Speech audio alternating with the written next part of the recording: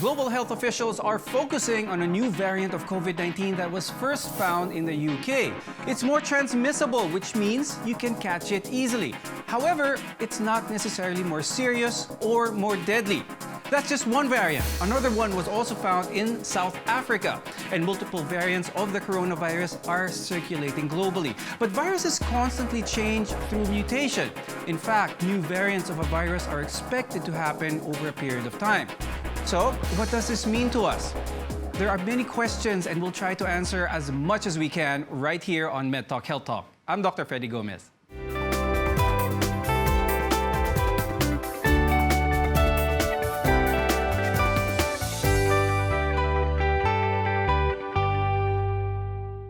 More travel restrictions in many parts of the world are now in place because of this one variant of COVID-19 that was first reported in the UK.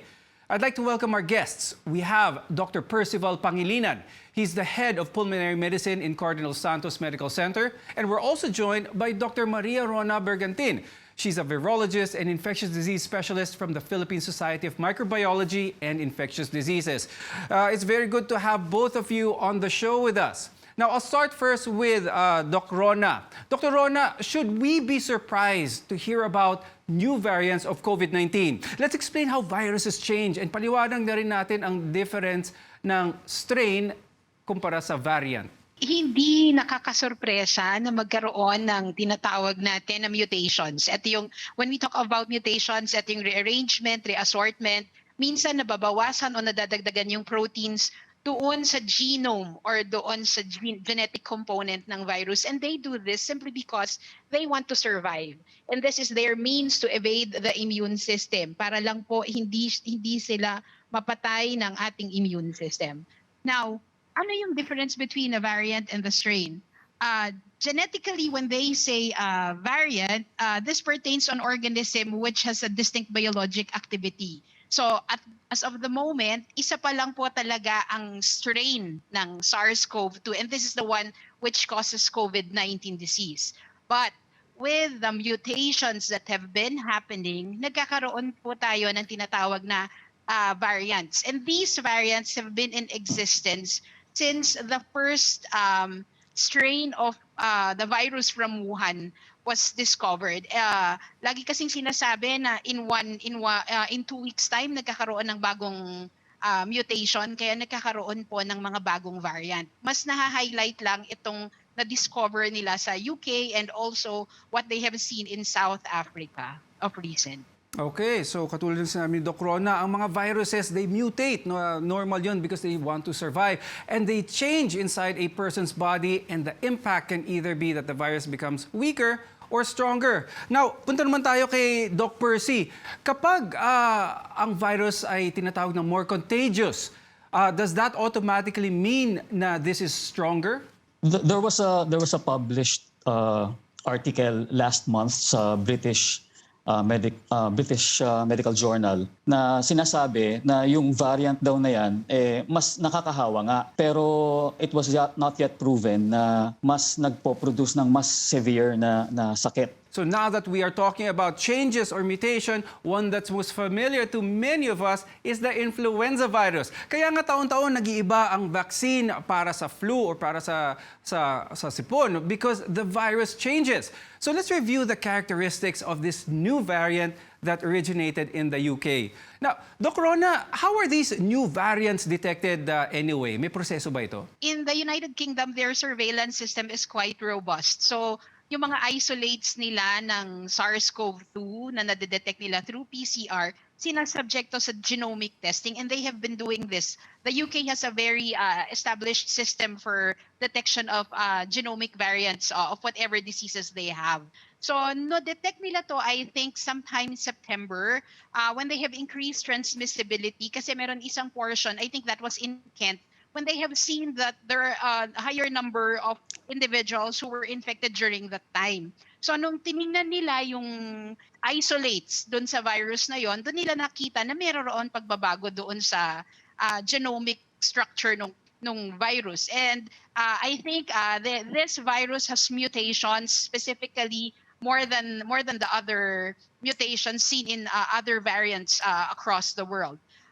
during the variant that what they have seen, and ito yung sinasabi nila na B117, kasi merong isang specific point na ginagamit natin sa PCR whenever we detect the virus. Ito yung S protein or yung spike protein. Ito yung siguro pag nababasa ng mga tao, ito yung dumidikit doon sa receptor sa lining ng lungs or even sa gastrointestinal tract para lang makapasok si virus sa katawan ng tao. So during that time sa UK, they have seen na nadedetect yung SARS-CoV-2 by the PCR pero hindi nila nakikita si S protein. And syempre, parang meron silang clue na, uy, meroroong something nakakaiba. This happened because there has been a deletion in the genome of the variant. That's why they have detected this B117. So ngayon, there is still no evidence or wala pang proof that it causes more severe illness or increased risk of death. Doc Rona, what could change that? Or should I say, is it possible that these findings can still change over time with this one particular variant? It's expected that the viruses will mutate. So definitely there will be changes that can happen. Although we have to let people know na hindi naman porke nagkaroon ng mutation, ibig sabihin laging nagiging masama yung resulta ng mutation. At times there are mutations which result to the weakening of the virus. So mas hindi siya nakakahawa. I agree with you when the experts reported that there is no reported increased risk of severity ng sakit. Pero kasi po ang kailangan na maintindihan ng publiko dahil mas nakakahawa siya or mas mabilis siyang maipasa, marami rin pong tao ang mas magkakasakit. And ang kinakatakot natin dito and sa iba't ibang bahagi ng mundo, kung maraming tao ang magkakasakit, ma-overwhelm yung health system natin. Baka kung magkaroon po ng pagkakasakit, hindi ho makayanan ng ating healthcare system na i-accommodate lahat ng mga tao na to. Kaya kailangan intensified na pag-iingat at pag-iingat pa rin po yung gagawain natin. And at the moment, experts are looking more closely at how much more contagious this new variant is. And they're also trying to find out if authorized vaccines available will protect people against this new variant. Now, Dr. Percy, what are we finding out now about these vaccines na available sa atin and their ability to fight COVID-19 as well as this new variant? Now, kung pag-uusapan natin yung COVID-19 vaccines in relation to this new variant, according nga dun sa last month's article on BMJ on COVID-19, it states that the new variant was unlikely to make vaccines ineffective. The reason for this is, ang sabi nila, some of the mutations daw, if Dr. Rona will agree with me, meron daw mutations that are present in the new variant which will affect some of the sites that are recognized by the antibodies. But it does not seem likely that it will affect all of them to have an effect on vaccine efficacy. So ang understanding ngayon is meron ng bagong variant from the UK, but the vaccines are still effective against that new variant. You're watching MedTalk Health Talk. We are your connection in healthcare. When we return, more about the vaccines available.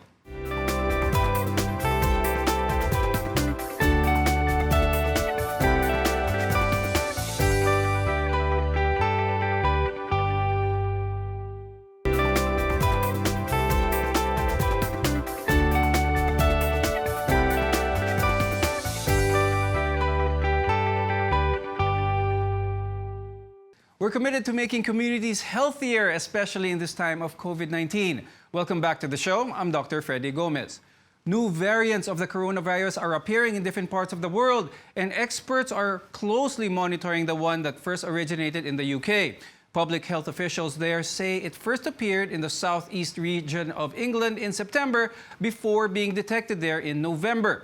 According to a report from Imperial College London, Britain's November lockdown did little to stop its spread. Dr. Rona, what does this mean?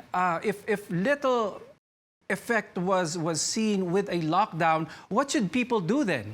Well, we have to continue still yung pinapractice natin na minimum public health standards, wearing masks, of course, face shields. And I have to emphasize, kailangan proper wearing mask proper wearing of masks and face shield. Kasi po, pag lumabas tayo, nakikita natin naka-face shield pero ginagawang visor, which is not the proper way to wear those. And then if we are wearing mask, we have to ensure that the nose and the mouth are covered appropriately. And then eventually, of course, kakailanganin pa rin natin mag-practice yung paghuhugas ng kamay regularly. Kailangan natin emphasize yung adequate ventilation because this one is often missed out. Do not stay in crowded places for a prolonged period of time. If at most less than 15 minutes, sabi nga nila dun sa apat dapat pwede 30 minutes, but if possible less than 15 minutes because I think that's what the experts have been saying about the reduction in time, at least to reduce the risk of acquiring the virus. And one of the key questions is whether the mutations might have implications for the effectiveness of the vaccines, although many experts consider this unlikely, at least in the short term. Dr. Rona, let's explain what we know so far. Well, so far, according to the manufacturers of the vaccine and what they have seen with this variant, wala naman nakikita na pagbabago yung effectivity or rather the effect of the vaccine to the protein. Kasi remember, pag nag-manufacture ng bakuna ang isang kumpanya, ginagawa nila hindi lang isang portion nung virus yung kanilang tina-target. Maraming portion, most especially here in the spike protein, there are many binding areas where the antibody will have to target. So kahit magkaroon ng mutation na isa, marami pang ibang portion doon na pwedeng dikitan nitong antibodies na mapoproduce pag nagkaroon tayo ng pagbabakuna. It's also worth explaining again how vaccines actually work to protect us from these deadly diseases and how uniquely different COVID-19 vaccines work. Doc Percy, explain natin sa mga viewers ito. The way vaccines work, nag-i-introduce sa katawan natin yung vaccine ng substance na magpo-produce ng immune response sa katawan natin. Meaning, it may be patay na virus o part lang ng virus o protein subunit lang ng virus. Yung ginamit ngayon doon sa mga vaccines, yung tinatawag na yung mRNA, ang ginagawa nun is ini-introduce sa atin yung parang antigen part nung virus, in this case yung coronavirus, para ma-recognize ng katawan natin yon, gagawa ng antibodies ngayon yung katawan natin.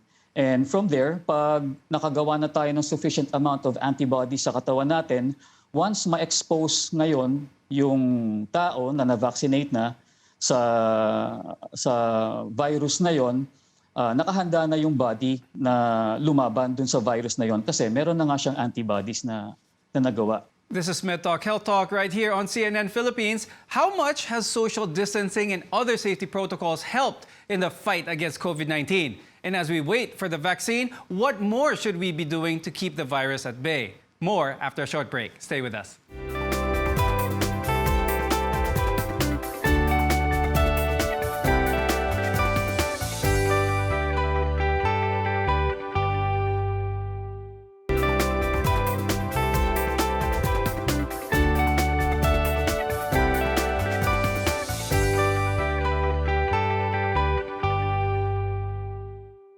We are talking about the new variants of COVID-19, those that spread faster but not necessarily causing more serious illnesses in patients so far.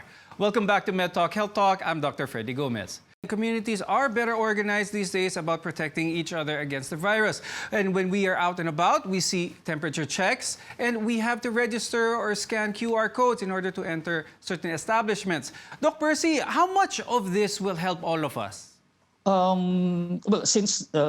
If you are going to talk about the new variant, since the new COVID variant nga is more infectious, we have to be more diligent in the implementation nga ng preventive health protocols. I could mention na pag nagsimula na kasi yung vaccination program dito sa Pilipinas, it is almost certain that it will take several months before mabakunahan yung majority ng population natin. And after being vaccinated, hindi pa rin naman tayo pwedeng magpabaya. Kailangan pa rin natin ng cooperation ng lahat ng Pilipino na sumunod sa mga policies and health protocols being implemented dito sa atin.